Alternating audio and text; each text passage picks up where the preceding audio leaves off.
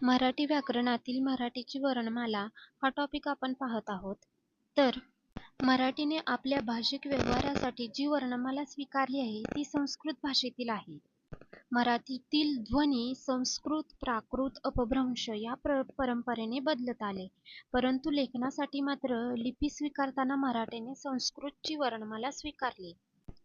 त्यामुळे संस्कृतची वर्णमाला व आजच्या मराठीची ध्वनी व्यवस्था यांच्यात बराचसा विरोध निर्माण झाला आहे. मूळ संस्कृत भाषेत 50 वर्ण आहेत.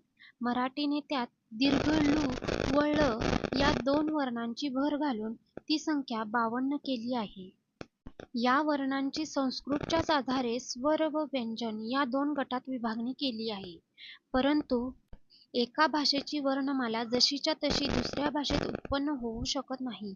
म्हणूनच मराठीतील मूळ ध्वनी कोणते, त्यांची उच्चार वैशिष्ट्ये कोणती यांचा विचार करावा लागतो आणि कालौघात बदललेल्या ध्वनी उच्चारांचा विचार करून मराठीत कोणते ध्वनी मानावेत व कोणते मानू नये, त्याची कारणे कोणती याची मीमांसा करून आजच्या मराठीची ध्वनी संख्या व ध्वनी व्यवस्था ठरवावी लागते.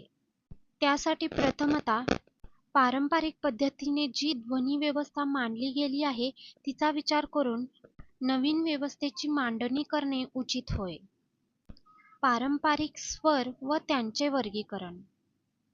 परंपरेने मराठीत 16 स्वर मांडण्यात आले आहेत. ते असे अ, आ, इ, उ, ऋ, लू, ए, ऐ, ओ, औ, अहा. या 16 स्वरांचे उच्चार, व्युत्पत्ती व स्वरूप यांच्या आधारे पुढील प्रमाणे वर्गीकरण करण्यात येते. अ. उच्चारानुसार प्रकार 2. ऱ्हस्व स्वर आणि दीर्घ स्वर.